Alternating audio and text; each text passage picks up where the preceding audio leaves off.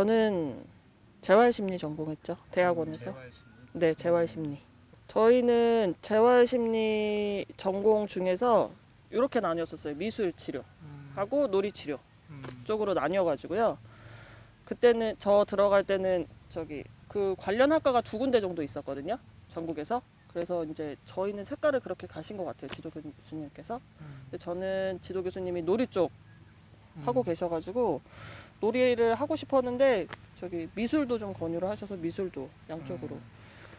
나는 임상심리니까 사람들이 이제 자기를 보는 검사를 여러 가지를 배워서 하는 건데, 이 사람이 일반적인 그냥 우울감 뭐 이런 쪽인지 아니면 병으로 뭐 디스오더라고 하지, 병으로 이제 판단될 수 있는지를 구분하는 때 하나의 기준이 되는 검사들을 하는 거를 배웠죠. 네. 요즘에 최대 관심사가 뭐야?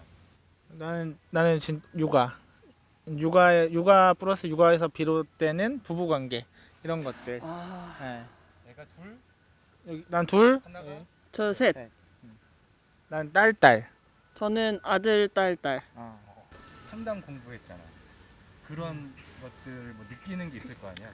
이렇게 육아하면서 그런 거가 좀 접목해서라든가. 아이들이 다니는 어린이집 지금은 이제 다른 곳으로 옮겼지만 둘째, 셋째가 다니던 어린이집 원장님께서 항상 저한테 그런 얘기를 하셨어요. 어머니는 상담을 전공하셨으니까 제 얘기 무슨 말인지 아시죠? 이러면서 모든 이야기를 시작하셨죠.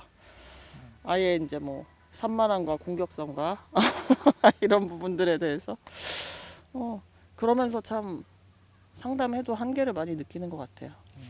왜냐면 피드백이 그다지 긍정적이지 않았어가지고요.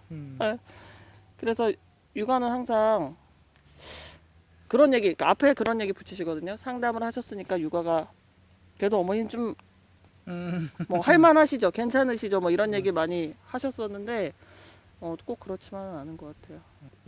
육아 상담이 육아에 도움이 되는가는 자기 반성.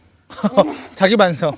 왜냐면 실예를 얘기해 줘. 이런 거죠. 아이한테 큰 소리로 위압감을 줘서 이렇게 뭔가 행동을 중단시키는 건 정말로 아이가 아는 게 아니라 그냥 그 분위기로 압도를 해서 그 행동을 그냥 중단시키는 거라고 배우죠. 예.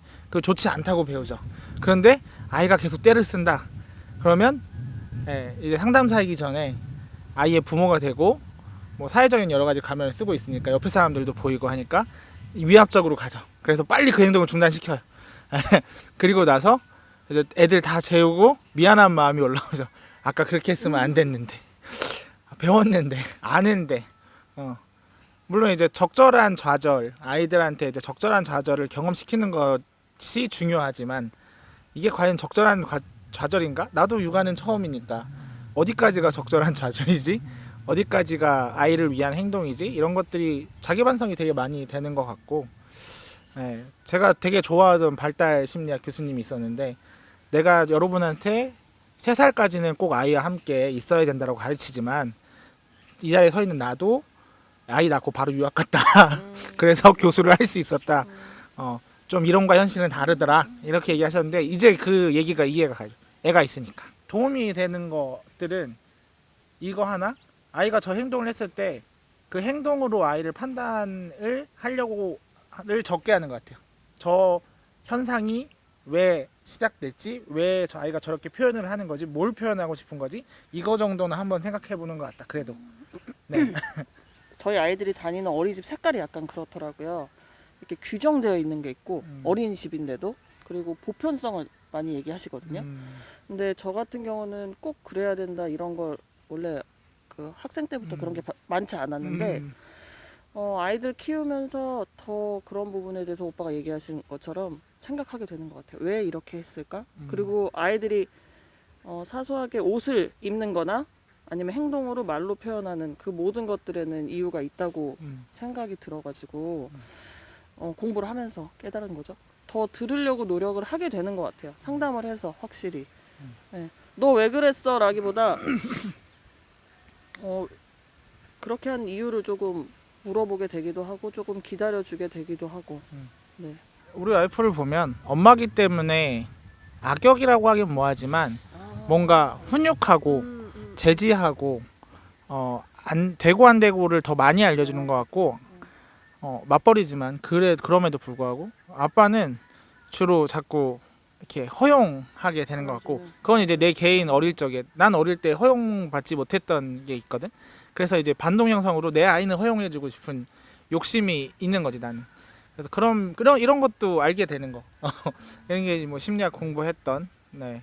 현장에서 청소년 아이들 만났던 거를 그러니까 자기 반성, 육아에 많이 쓰인다기보다는 여전히 이제 심리학의 주제는 어쨌든 나니까 타인을 이해하려면 자기 이해가 먼저 돼야 되는 거고 타인을 공감하려면 자기 공감도 먼저 돼야 되는 건데 사실 그 의사가 자기 배 열어서 수술 못하듯이 상담을 배웠다고 해서 내가 그것들을 막 할 수 있는 게 아니잖아요. 저는 근데 제가 이렇게 말씀드리기가 어려운 게 저희 아빠는 좀 스타일이 세거든요. 애기 아빠가 스타일이 세고 보통 사람들이 생각하기에는 조금 더 그 틀이 조금 더 좁고 강하다고. 그래서 제가 하는 그런 행동들이나 이런 걸 좀 무르다고 생각하는 게 좀 있는 것 같긴 해요. 저는 엄하다고 생각하면서 하는데 아빠는 좀 더 무르다. 엄마가 너무 무르다. 우유부단하다. 우리 집 쪽은 다 애가 아빠만 오면 어리광쟁이가 된다. 그러니까 다른 사람 있을 때는 정상적으로 막 행동을 하다가 내가 오면 이제 밥을 먹여달라고 하고 내 무릎에 안고 안아달라고 하고 이런 것들. 근데 나는 그게 내가 물러서가 아니라 그 아이들이 누구나 다 사랑받고 싶은데 손실구멍 하나는 있어야 되잖아. 나는 남편들도 요새 이제 산후우를 같이 겪는다고 하는데 있기도 한 것 같은데 그래도 아무래도 엄마들보다는 그게 뭐 이렇게 막 아주 심하지 않는 것 같아. 왜냐하면 아무리 뭐 맞벌이를 해도 뭘 해도 엄마 손이 아이한테는 더 많이 가는 것 같아. 우리 첫째는 또 엄마 모유를 먹기도 했고 둘째도 아무래도 그런데 이제 나는 그냥 슬 지나간 것 같은데 와이프는 이제 산후우를 많이 겪었던 것 같은데 어땠는지 궁금하네. 저는요. 제가 상담 공부했어도 이게 산후우울인지 정확하게 몰랐어요. 왜냐면 첫째 낳고는 한 달 정도, 그러니까 조리원에서 나오고 나서 한 달 정도 됐나? 아기 낳고 그때 새벽에 잠이 안 오기 시작하는 거예요. 그래서 4시 5시에 일어나가지고 그 옆에 있는 그 저희 집 옆에 있는 학교 운동장을 돌기 시작했어요. 그 잠옷바람으로. 근데 처음엔 제가 그때 산후우울이라고 생각을 전혀 못했어요. 내가 왜 이렇게 잠이 안 오지? 왜 이렇게 가슴이 답답하지? 이러면서 거기를 돌기 시작했거든요. 아이랑 어디를 놀러 갈 때도 그러니까 인정하고 싶지 않았던 것도 있는 것 같아요. 나 상담을 했는데 내가 산후우울이라고? 이걸 내가 해결하지 못한다고? 이런 생각을 좀 어느 순간 했나 봐요. 어느 한편으로. 그래서 자꾸 그 동네에도 놀이터가 잘 조성되어 있는데 자꾸 이런 데로 나오게 되는 거예요. 산으로 계속 나가서 계속 걷고 이런 자연에서 걷고 아이랑 계속 놀고 이런 거 되게 많이 했었던 것 같아요. 근데 그걸 인정하고 추스르는데 되게 오래 걸렸던 것 같아요. 근데 그리고선 조금 나아지려고 하니까 둘째 키고 둘째 때는 조금 더 뭐라고 해야 되지? 그걸 조금 더 잘 다뤘던 것 같아요. 이런 때는 가만히 이렇게 하지 말고 움직이자. 나가서 아이랑 더 나가서 놀자. 뭐 이렇게 많이 했었던 것 같고 셋째 때는 뭐 그냥 정신이 아무것도 없고 네.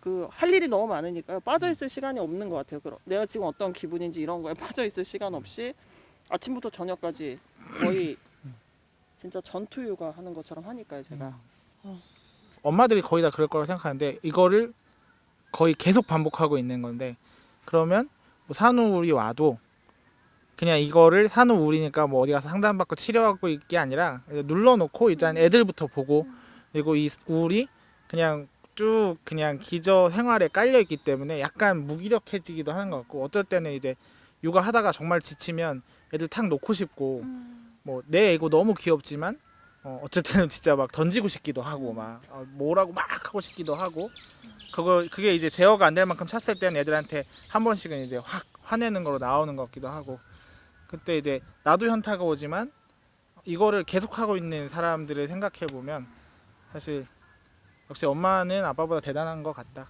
이런 생각이 들긴 해.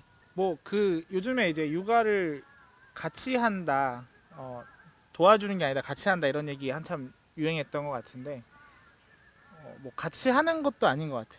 누가 더 하고 덜 하고 공동 분담해서 이만큼 나누고 이게 아니라 부부니까 이 사람이 좀 지쳐 있으면 이 사람이 많이 해줘야 되고 이 사람이 다 많이 하다가 또 지치잖아요. 그럼 이 사람이 좀 많이 해주고 이 서로의 자리를 채워줘야 되는데 그게 아니라 요새처럼 이제 같이 한다, 공동으로 한다 이 개념이 있으니까 자꾸 부부 갈등이 막 생기는 것 같아요. 나 이만큼 했는데 너 왜 이만큼 안 해?